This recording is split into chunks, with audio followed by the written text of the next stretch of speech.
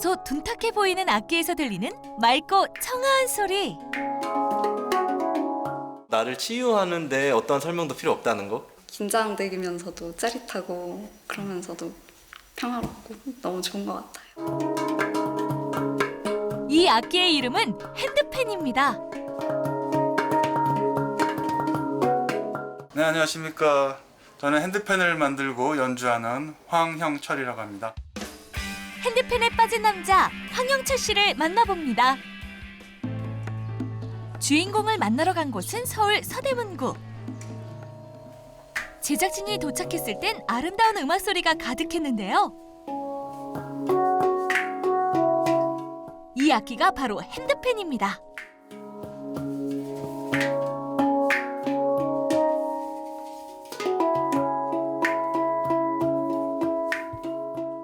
이거는 핸드펜이라는 악기입니다. 철판으로 된 악기인데요. 기본적으로 스테인레스로 되어 있고요. 여기서 9개의 각기 다른 음정이 소리가 나면서 이루어진 악기입니다. 밑에서는 이렇게 공명을 하고 있는 악기입니다. 핸드펜은 스위스에서 만들어진 악기로 딩이라고 부르는 중심과 그 주변 8, 9개의 저음과 고음으로 이루어져 있습니다.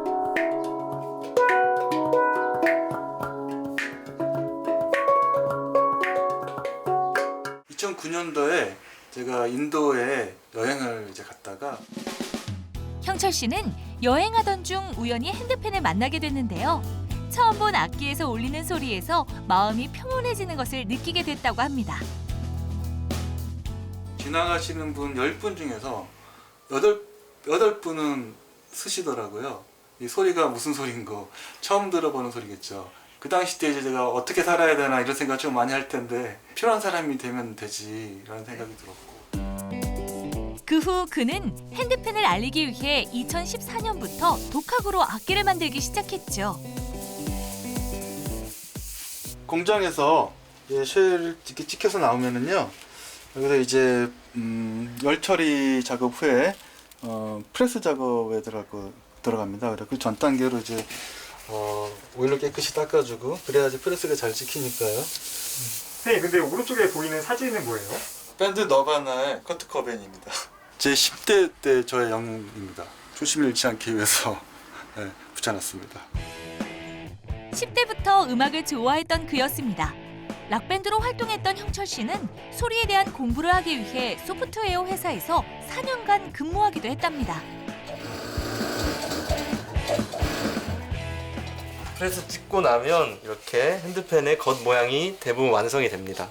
안쪽으로 돌려보면 좀 색깔은 다른데 이 안쪽 핸드펜 색깔 보는 게 되게 아름답거든요. 그라데이션이 쫙 있어서 어쨌든 한번 보시고요. 보석 같은데요, 선생님? 저는 보석들에 둘러싸여 살고 있습니다. 사실 세상에서 제일 부자죠, 사실. 접착을 한 후엔 튜닝이 틀어지기 때문에 또 한 번의 튜닝이 필요한데요.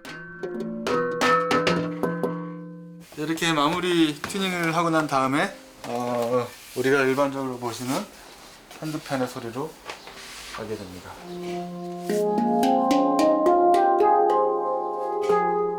세상 그 어디에도 없는 핸드펜의 울림. 이 소리가 만들어지기까지 그에게 참 많은 일들이 있었다고 합니다.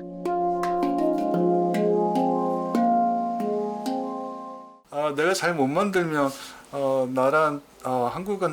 나라한테 안 좋은 일이 되겠구나 생각이 들어가지고 그때부터 좀 사명감을 좀 갖기 시작했던 것 같습니다.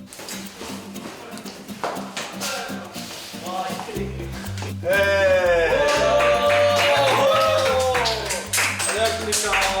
여기는 뭐 항상 시끄러워. 어찌 또 이렇게 귀한 걸로 어떻게 이렇게 꾸준히 시끄러울 수가 있어?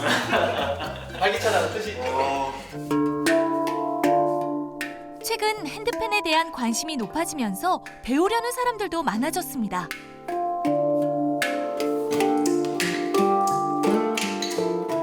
핸드펜을 스페인에서 처음 보고 길거리에서 헉! 저거다 이렇게 생각을 했었는데 한국에서 이제 구하려고 하다가 이제 처음 만나게 됐어요. 제 마음대로 손이 가는 대로 쳐도 자연스러운 음악이 돼서 그 부분이 저한테는 가장 핸드펜의 좋은 점 같습니다. 처음 오늘 만났지만 둘이 그 언어가 아니라 말이 아니라 소리로서 서로 대화를 할 수 있다는 거 그런 거 볼 때 굉장히 뿌듯하고요. 또 당연히 연주하시는 분들이 연주하면서 행복한 미소 지을 때 그때가 가장 행복하죠. 핸드펜을 통해 인생을 배우고 위로를 받았다는 그들. 제가 가는 길에 대한 확신이 이 길은 무슨 일이 있어도 가야 되는 길이니까 두렵고 많은 눈물도 흘렸고 힘들었어. 근데 알고 있는 건 뭐냐면 길이 있다. 우리에게 낯선 학기였던 핸드펜.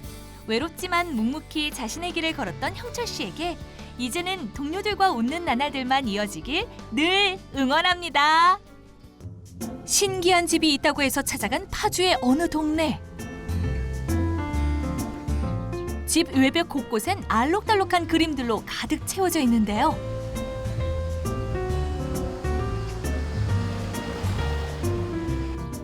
궁금하면 따라 들어오라냥.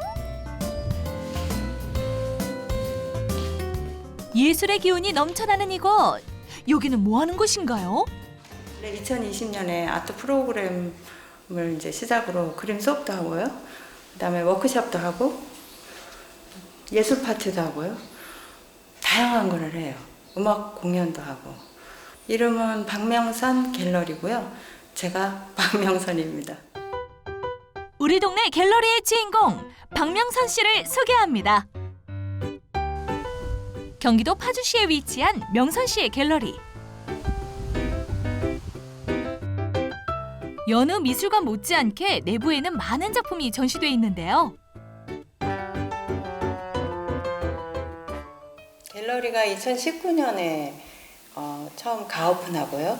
그리고 2020년에 이제 정식 오픈해서 시작하게 됐어요. 그림뿐 아니라 전등과 작은 소품들까지 모두 하나의 예술 작품이랍니다. 원래는 이 집은 제가 살던 집이에요. 그래서 안방이 있고 서재가 있고 이제 작은 방이 있고 그런데요. 이제 작품 구경 좀 시켜주세요. 이게 흔들리는 책인데요. 흔들리면서 날아가서 사람들을 찾아간다. 제가 쓴 시도 뭐 짧은 그 에세이 같은 거 그런 거 써놓은 글 제목들도 있고요. 그 안에 있는 내용도 있고. 과거 전시회에서 출품한 작품이 모두 품절될 정도로 많은 사람들에게 사랑을 받으며 활동했던 명선 씨. 하지만 그녀가 처음부터 화가의 길을 걸었던 건 아니었는데요. 어느 날 생각해 보니까 그림을 못하고 죽을 수도 있겠다는 생각이 드는 거예요. 그래서 남편한테 그 얘기를 하고 아무래도 처음에는 반대가 심했죠. 그래서 좀 얘기해서 남편이 또 같이 가줬어요. 그래서 영국에 같이 가게 됐어요.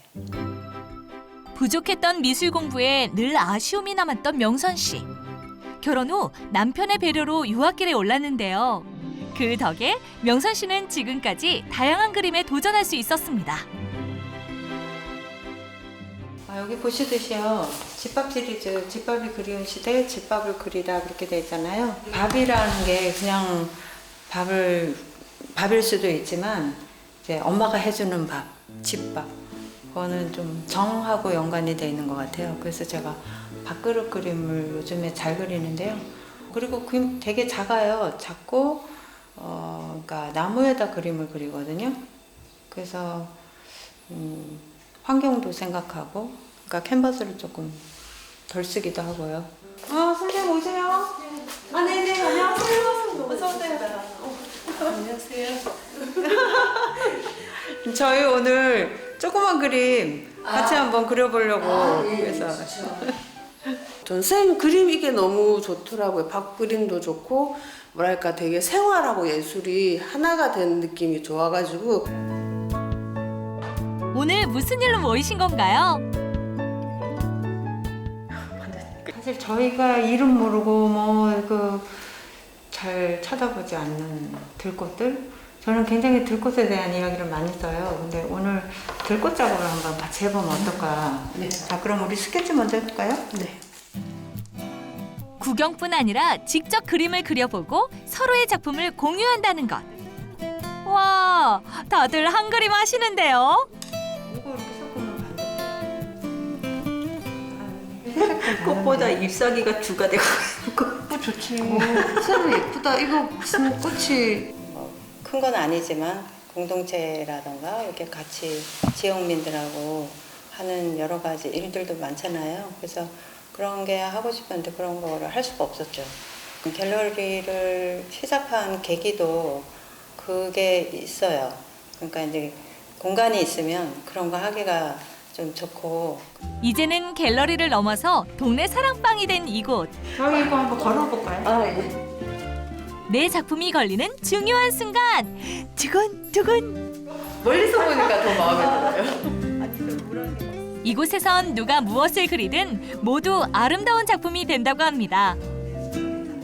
선생님하고 얘기해서 그림 얘기, 인생 얘기에 많은 짧은 순간에 많은 얘기하면서 하니까 약간 힐링된 느낌. 그림으로 하나가 되는 명선신의 갤러리. 사람들의 뭐라 그럴까 힐링 공간? 제가 이 공간이 진짜 그렇게 쓰였으면 좋겠다는 생각이 있어요.